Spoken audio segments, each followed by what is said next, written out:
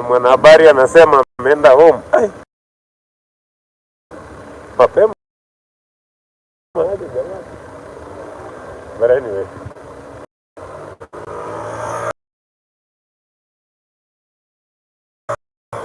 So, walk you down town.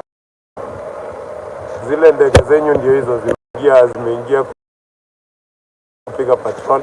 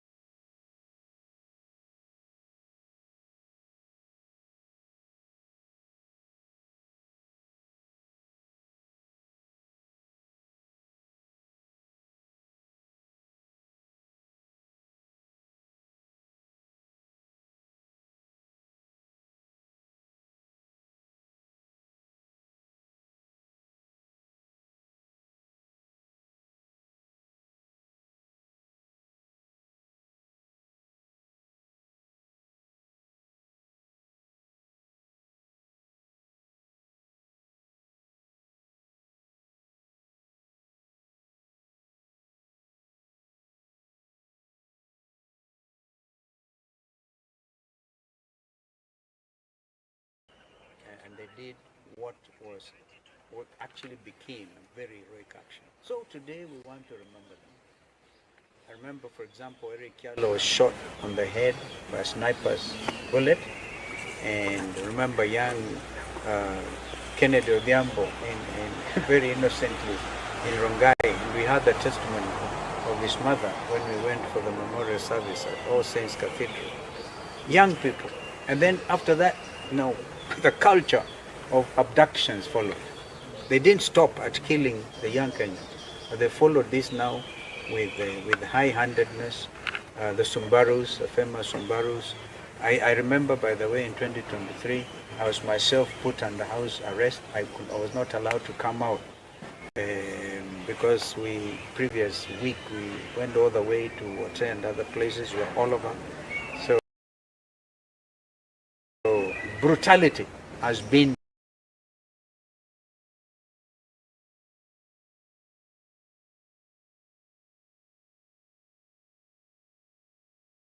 Kenya Kwanza administration.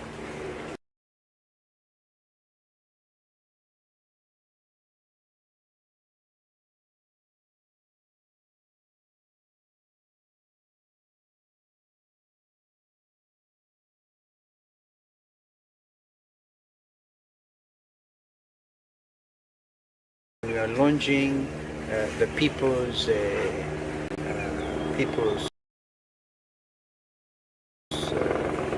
Restorative Justice Commission. We made it very clear that our intention today was to come and lay wreaths in remembrance of these young people.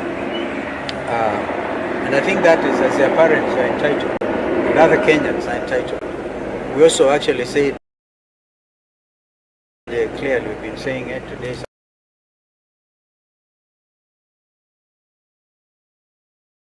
Now going to, is it 9 o'clock? And I've never seen the streets of Nairobi being so clear. Easy traffic today. A lot of Kenyans have chosen to stay at home. In in sympathy with what happened on the 25th of June 2024. That is where we are here. Eugene made it clear, if there are people wielding machetes, pangas and burungus, those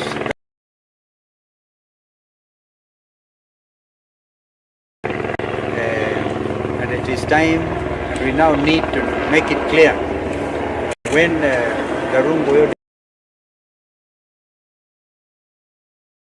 people, they are demonstrating against a killing of Juan, right? Then these people came out carrying rungus and wherever. They did not stop there. Yeah? Not the young people. The organized gangs are the ones who rained terror on shop owners in Koinange Street, in Kaunda Street. I remember people who are the electronic shops, for example, even the police.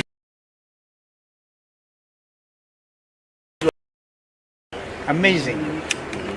So I think that we need to call them out and to say that this country changed forever politically.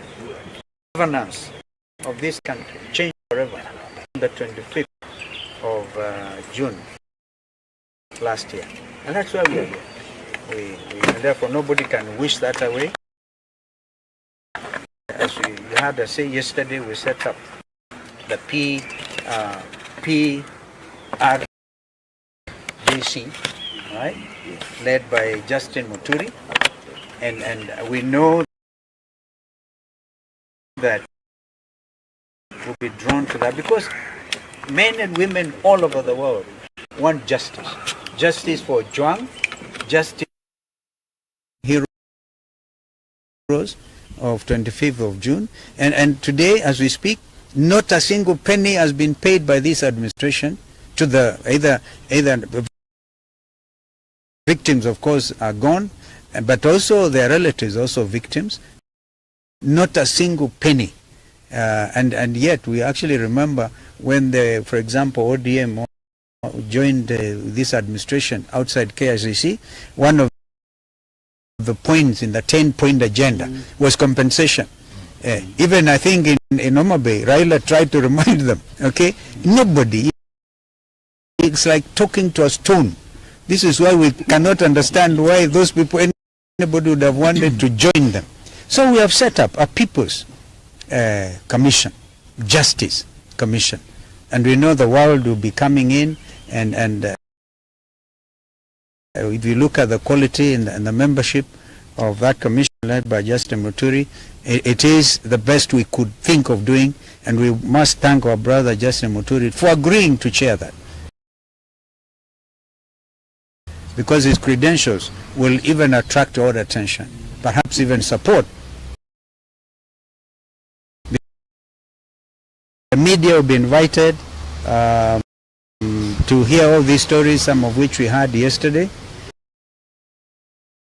And so we must get our country back. That's why we are here. Okay. Yeah. Okay. Maybe to Mheshimiwa Eugene, you've seen the huge security apparatus deployment in town and CBD at Parliament. What are these speak? I think it speaks of a government that is paranoid, a government that's afraid of its own shadow, a government afraid of its own children, and looking at what has happened since 2023 to 2024, we haven't had any follow-up in terms of justice for the victims. Justice delayed is justice denied. We're not talking of just 1 year. We are talking of 2 years, over 2 years.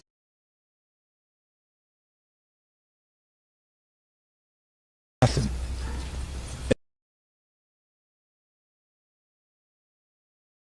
Today, I think we must thank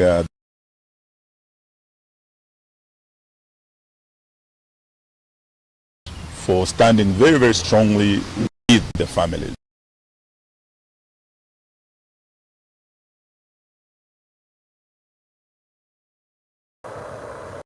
kama wafanyakazi. Leo kishwa hapa we were able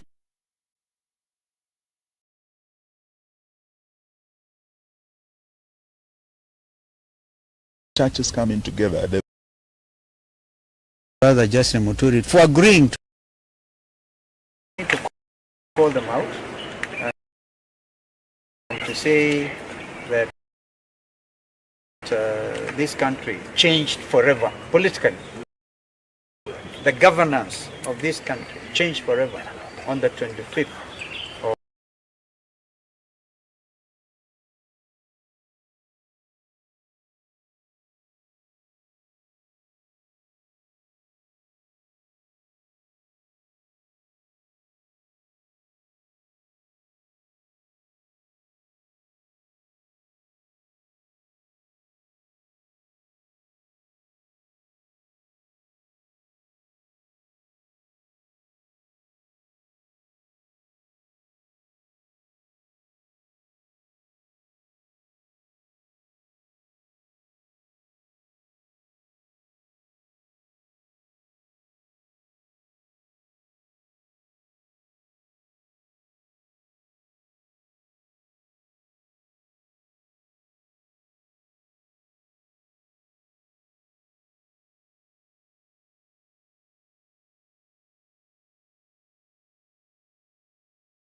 what actually became a very heroic action. So today we want to remember them. I remember, for example, Eric Kialo was shot on the head by a sniper's bullet, and remember young Kennedy Odhiambo very innocently in Rongai, and we had the testimony of his mother when we went for the memorial service at All Saints Cathedral. Young people. And then after that, the culture of abductions followed. They didn't stop at killing the young Kenyans, but they followed this now with high-handedness. The Sumbarus, the famous Sumbaru. I remember, by the way, in 2023, I was myself put under house arrest. I was not allowed to come out because previous week we went all the way to attend other places. We were all over. So brutality has been the order of the day of this Kenya Kwanza administration. Now, today, we just want to remember these young people. Yesterday, when we were launching the People's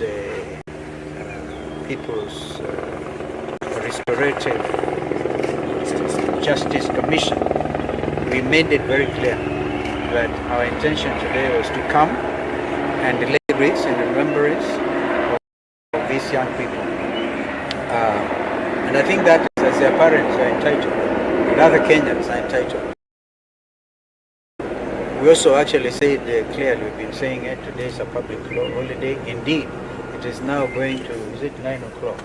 And I've never seen the streets of Nairobi being so clear, easy traffic today. A lot of Kenyans have chosen to stay at home in sympathy with what happened on the 25th of June 2024. That is where we're here. Eugene made it clear, if there are people wielding machetes, pangas and burungus, that is not our culture. And it is time, we now need to make it clear when the rungu wielding people, they are demonstrating against the killing of John. Then these people they came out carrying rungus and wherever. They did not stop there. Yeah? Not the young people. The organized gangs are the ones who gained terror on shop owners in the streets, in Koinange Street, in Kaunda Street. I remember people who were the electronic shops, for example. Even the police were helping themselves. Amazing. So I think that we need to call them out and to say that this country changed forever politically. The governance of this country changed forever on the 25th of June last year. And that's why we are here. And therefore nobody can wish that away. As you had to say yesterday, we set up the PRJC, right, led by Justin Muturi, and we know that the world attention will be drawn to that because men and women all over the world want justice. Justice for Juang, justice for heroes of 25th of June. And today, as we speak, not a single penny has been paid by this administration to the either victims, of course, are gone, but also their relatives, also victims. Not a single penny. And yet we actually remember when for example, ODM joined this administration outside KICC, one of the points in the 10-point agenda was compensation. Even I think in Homa Bay, Raila tried to remind them, okay, nobody, it's like talking to a stone. This is why we cannot understand why those people, anybody would have wanted to join them. So we have set up a People's Commission, Justice Commission. And we know the world will be coming in, and if you look at the and the membership of that commission led by Justin Muturi, it is the best we could think of doing, and we must thank our brother Justin Muturi for agreeing to chair that, because his credentials will even attract all attention, perhaps even support, because I think the media will be invited to hear all these stories, some of which we had yesterday, and so we must get our back. That's why we are here. Yeah. Okay. Maybe to Mheshimiwa Eugene, you've seen the huge security apparatus deployment in town and CBD at Parliament. What are these things? So a government that is paranoid, a government that's afraid of its own shadow, a government that's afraid of its own children, and looking at what has happened since 2023 to 2024, we haven't had any follow-up in terms of justice for the victims. Justice delayed is justice denied. We're not talking of just 1 year. We are talking of 2 years, over 2 years.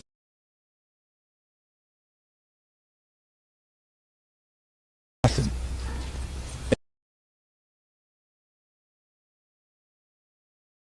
Today, I think we must thank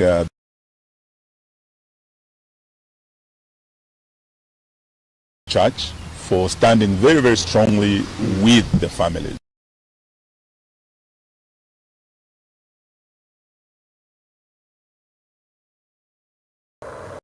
Kama leo kishwa hapa we were able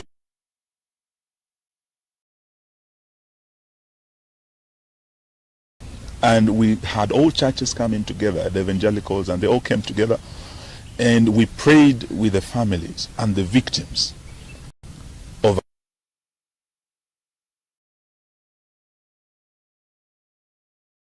welcomed us here for their first mass, and across the country in all the churches. This really is very comforting for the families, looking at a system, a government that is very insensitive, that does not care or has no intention of rendering justice to the victims. So as the People's Opposition, I think today we are here to stand in solidarity with the families. Some of them were with us yesterday, some of them were with us for mass this morning, and we have flowers. We want to march with these families just to Parliament across the road to lay these flowers at the gates of Parliament where our slain heroes fell. That is why we're here today, asking Naruto, his government, the least you kill these children. They were unarmed. Today they are coming unarmed to commemorate, to remember their brothers, their sisters, their fallen colleagues. The least you can do is allow them to commemorate, allow the families to mourn. But for you to unleash the heavy security we are seeing here today, and the goons that we know have been mobilized and on their way to this town, is really adding insult to injury. We will not accept this, and we'll stand with the families. Thank you. Thank you. As our leaders have said, we are here to observe this day, the 25th of June, when we lost our children to police brutality.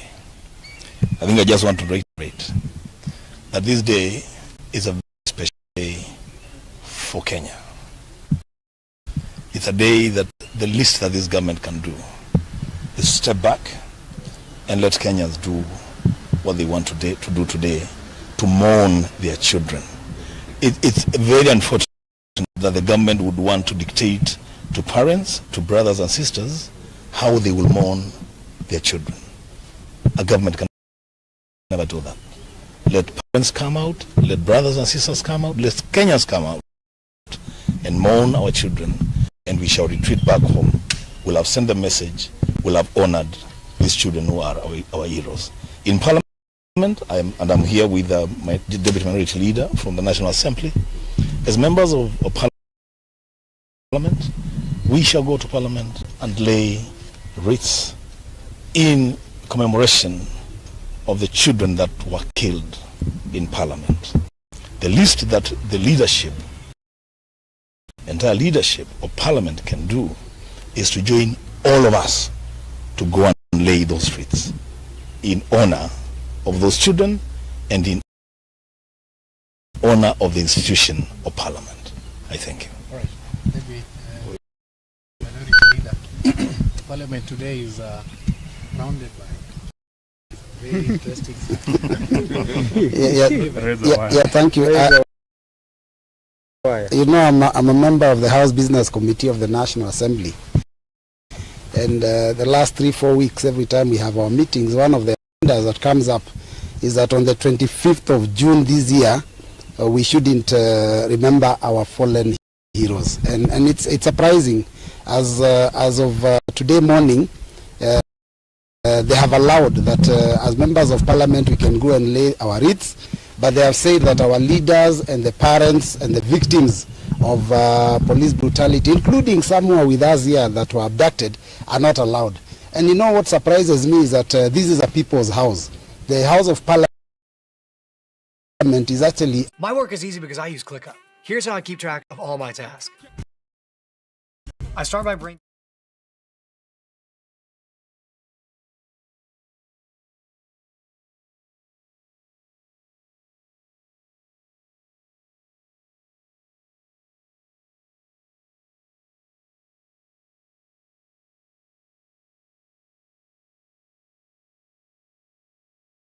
of the victims, but since they have said that is the case, that is what we will do.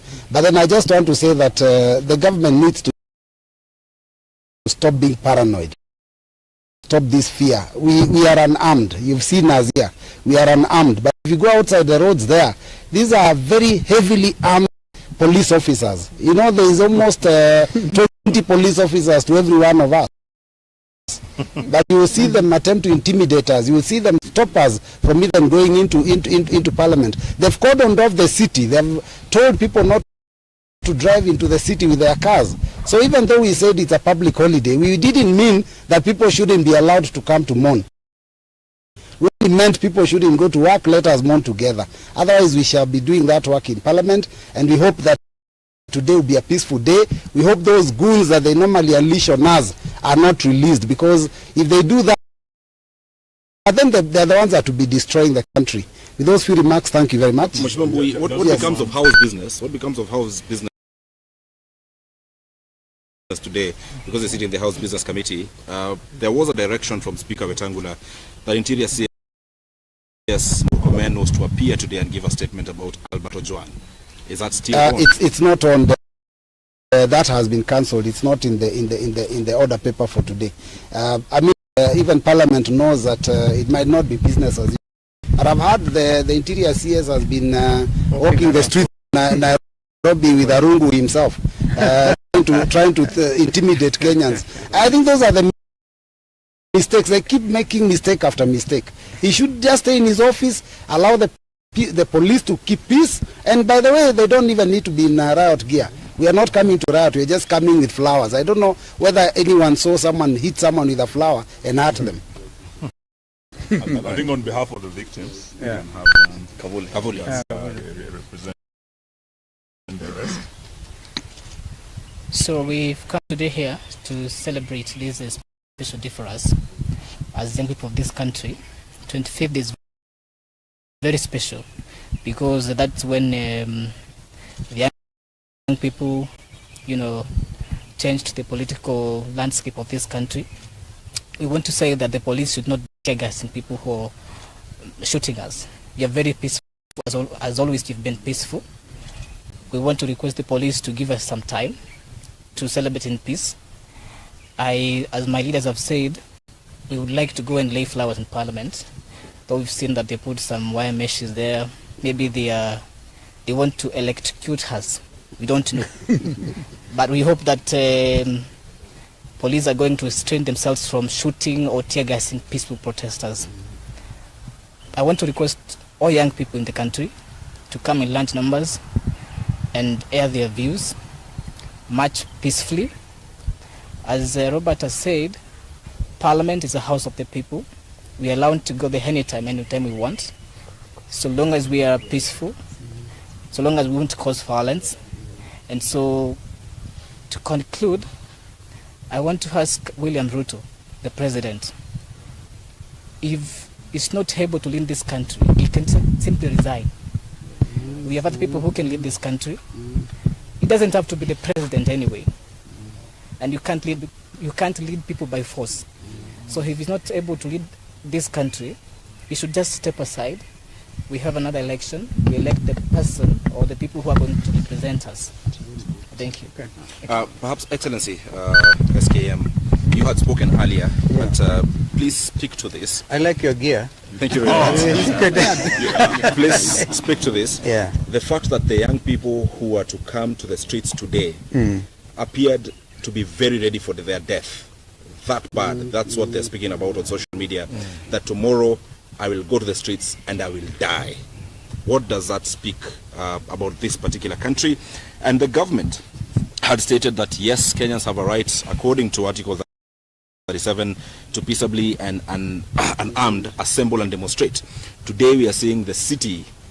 It's like there's a curfew or something for people not to access the city.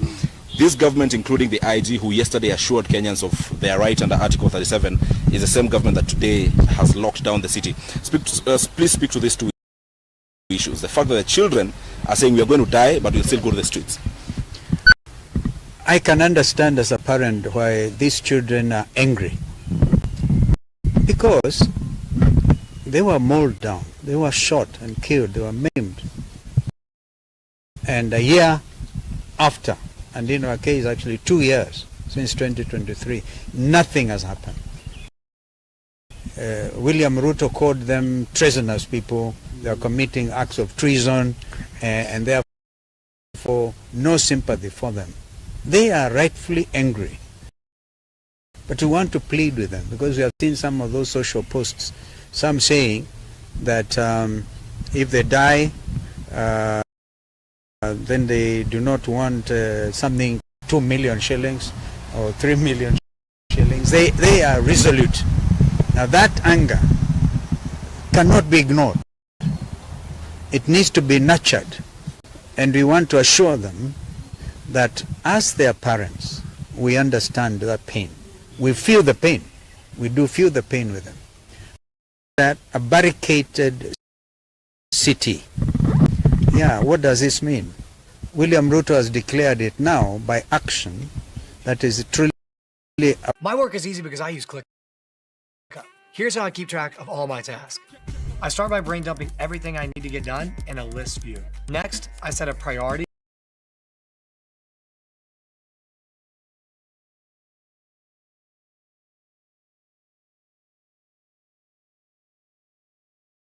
Comes with this kind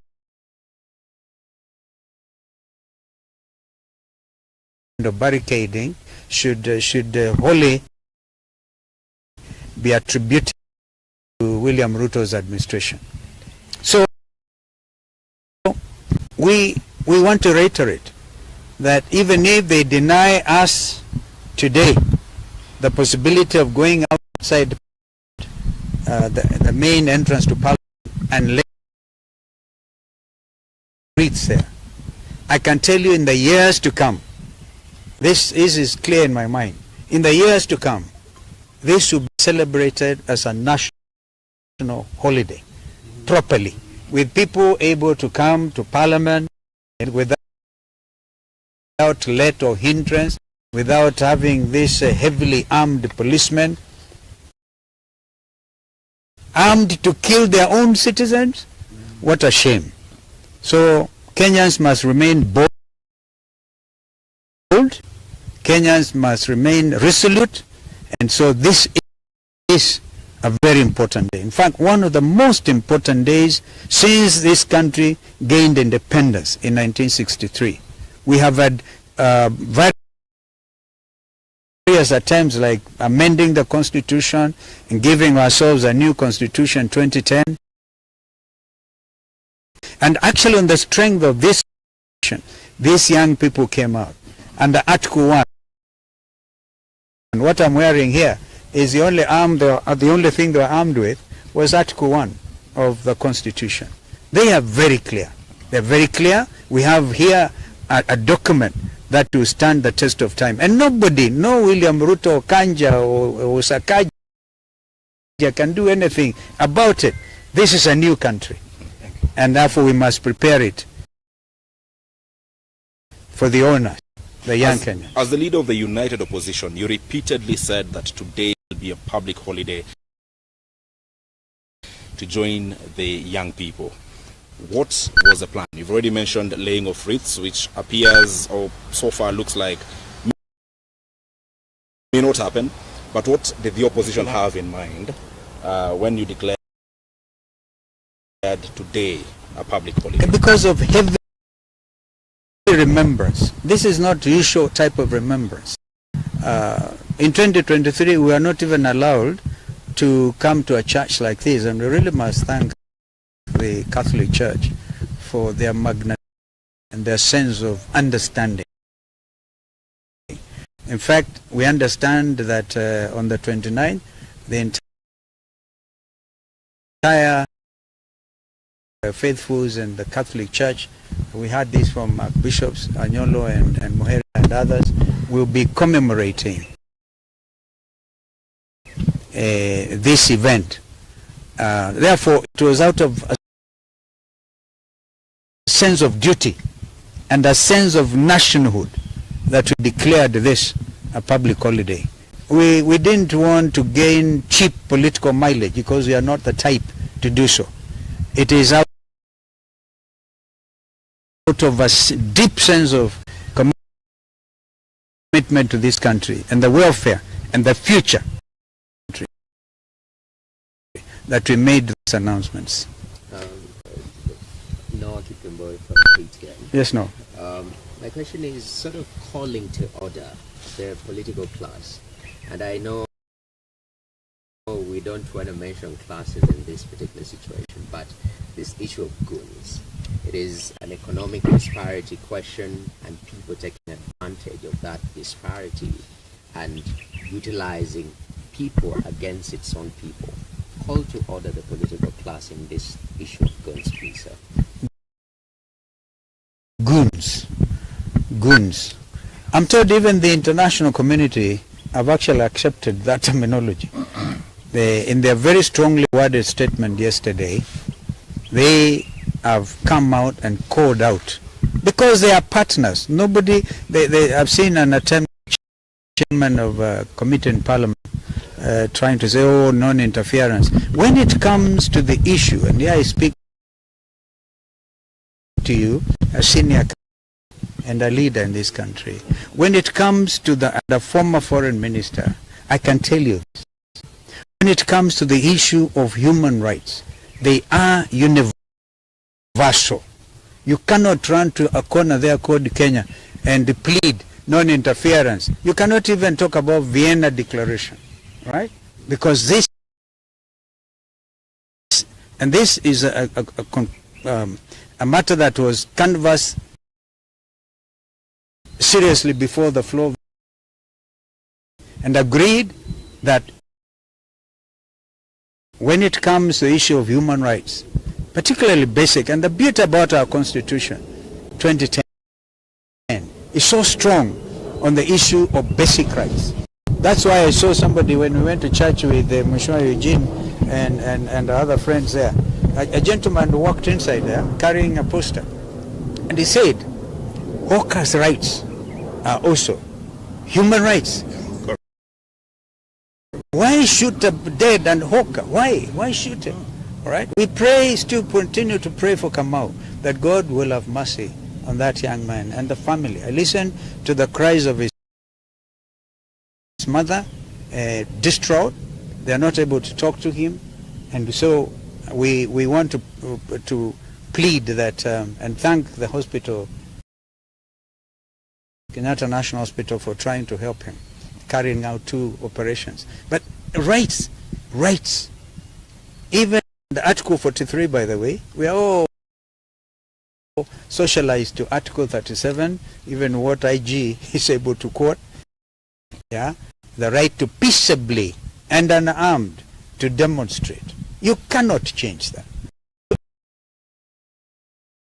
Article on those other human rights, social rights, very, very important. Therefore, goons who came in carrying, of course they were paid 1,000 shillings. We have seen them confessing. Thank you to the media. Thanks for the media really highlighting this. That they are saying, oh, we didn't know. It is a very shameful thing. And what you go down in history is William Ruto's administration, afraid of its own citizen, went and bribed others because they are unemployed, paid them some money to go and beat their fellow citizens. It is like this massive bribe they are calling economic empowerment. They go carrying 3 million shillings from William Ruto, 2 million shillings from Kindiki, and then after that, same money, and they go to the next station, they do the same thing. Whom are you trying to deceive? So people are ready for that money. As Rigiji likes to say, Kulia hapo, don't even take it home. All right? Yeah, last question. Empowerment. So they call it empowerment. Kenyans are beyond that. So I think that GenZs and others are able to see that the millennials, Zenzote are able to tell these people, stop the jokes.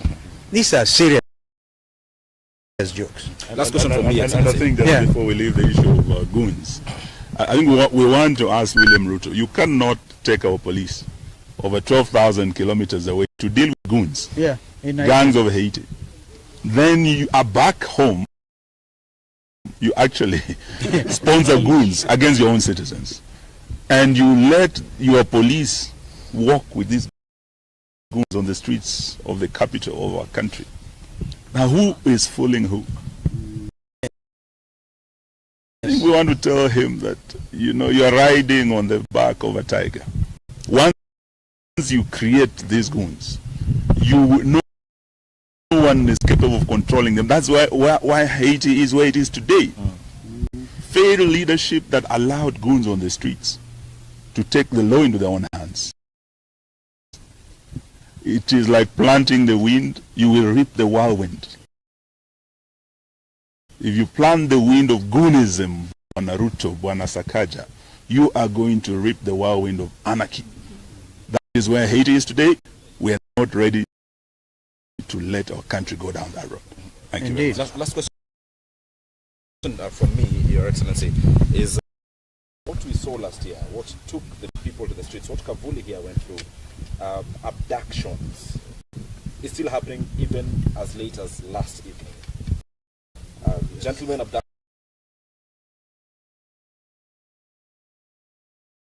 picked from Kino, others here in Nairobi and Kitengela. Yet this is the very thing that is making Kenyans angry. They will try to style it as arrest. So far we do not know where those gentlemen are, so we cannot call it an arrest. They were not informed why they were being picked. what would you say of this government or the police or doing the same things the same way? People who complain of abductions, it's happening even today. You see,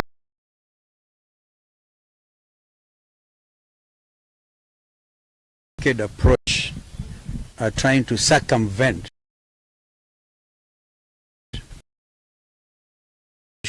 as laid bare, as I tried to explain earlier, because they realize the only thing avenue available to them is a very primitive approach by abducting your citizens without a warrant of arrest, without anything legal. And we continue to call them out.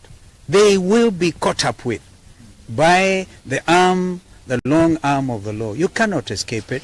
They will be accountable. So, because for me, 25th of June will now become the Youth Transparency Day, the Youth Governance Day, and this is it.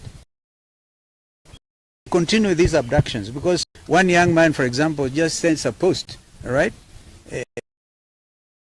Then they're afraid. They're afraid. They're so afraid that they have to escape from the city.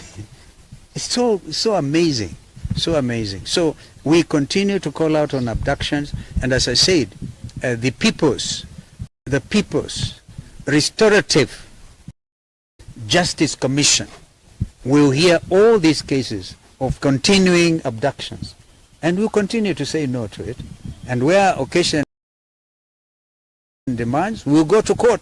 We even talked about state capture, because Kenyans will still want to know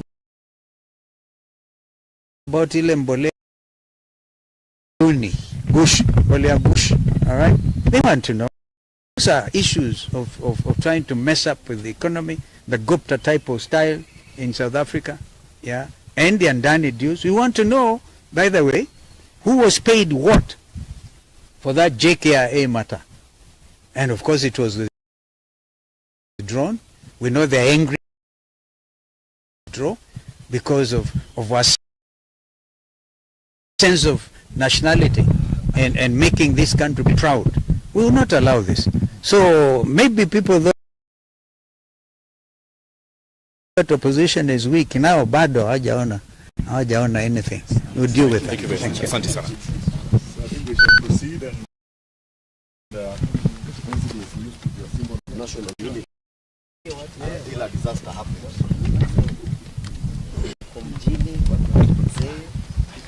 Thank you. Bro. Right in the middle of the city. We shall overcome our fear. Wale wajafika mjini wafike mjini.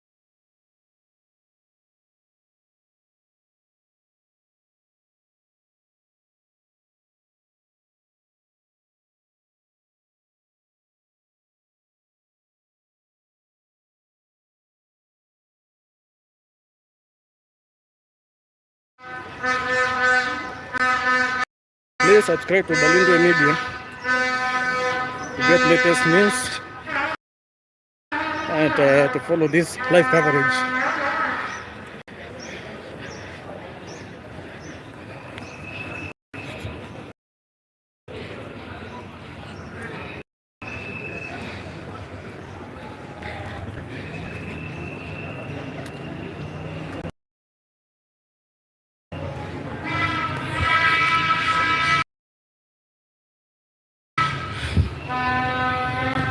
Right now tumetoka pale Central Police Station. Some protesters tried to get into the police station, but they were tear gassed.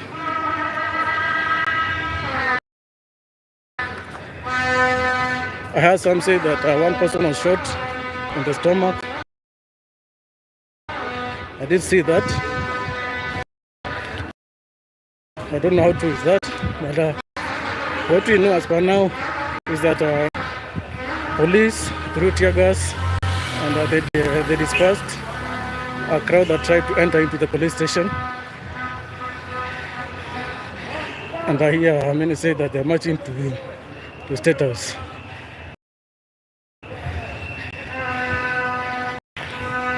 This is MAANDAMANO Wednesday live coverage.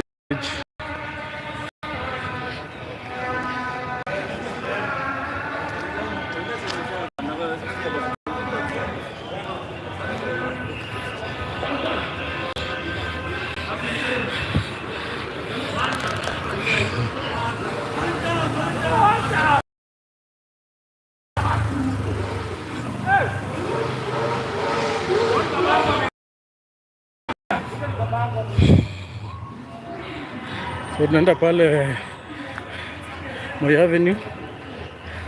I can see a crowd there. Let's see and go and see what's happening there. Please subscribe to Balindwe Media for live coverage of MAANDAMANO Wednesday, 25th of June 2025.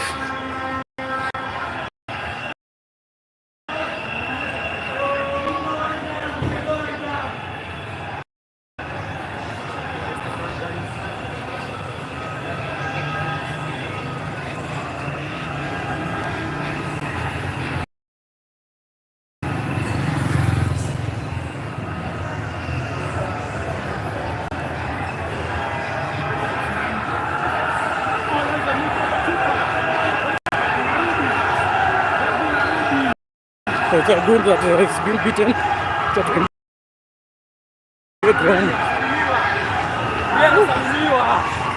Mtu anasalimiwa hapa.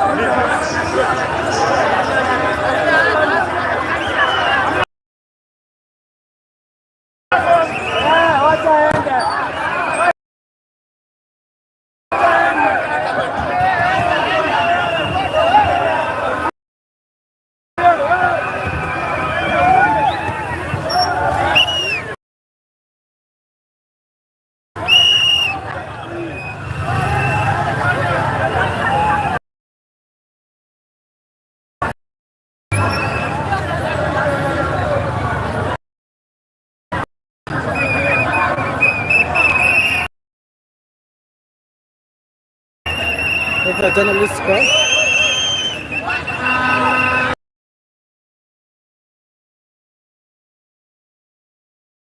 Journalist.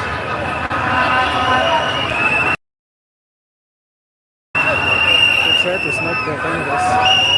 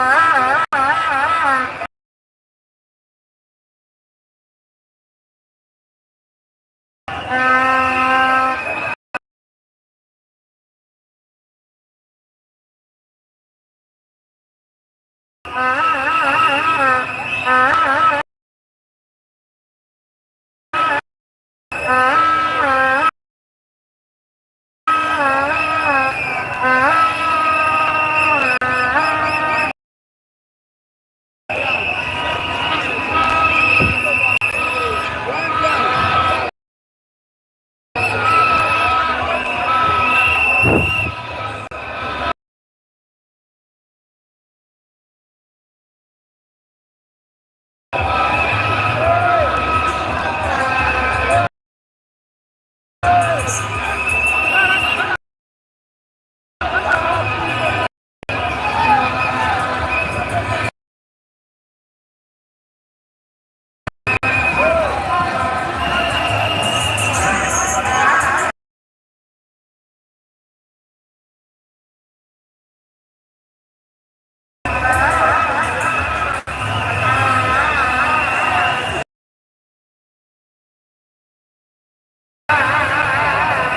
is MAANDAMANO Wednesday live coverage from Nairobi CBD.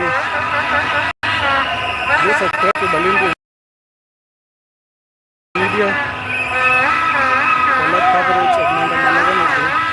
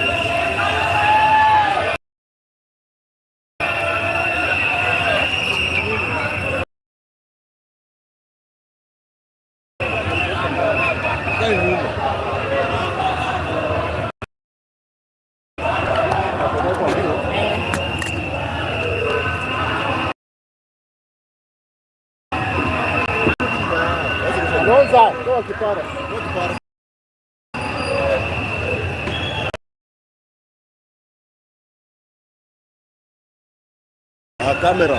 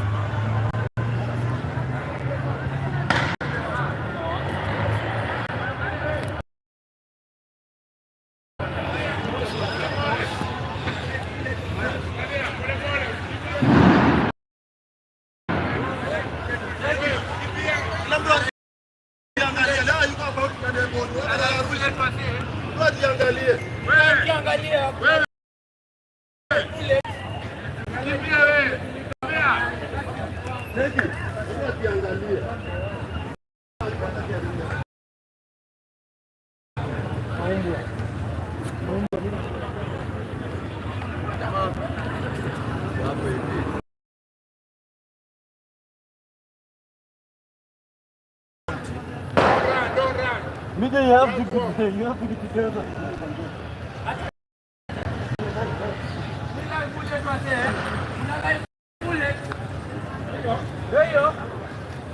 Live bullet. You guys don't run, please. Just walk. Live bullet ndio hii.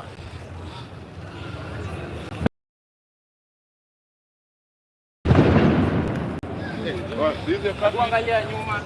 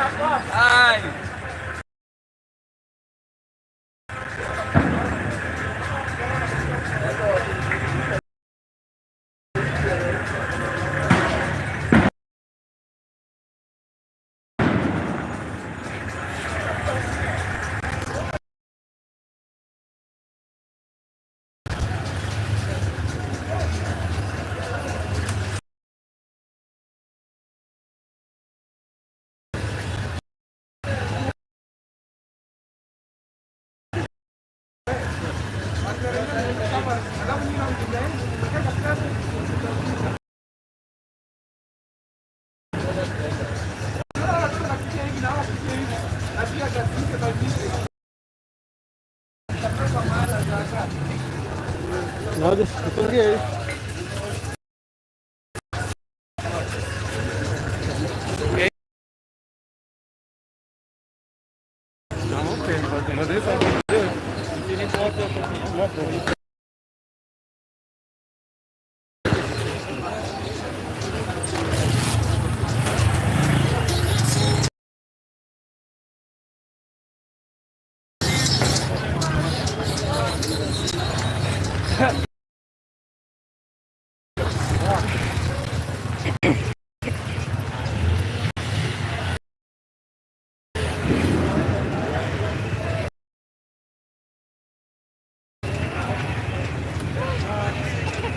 kesho yote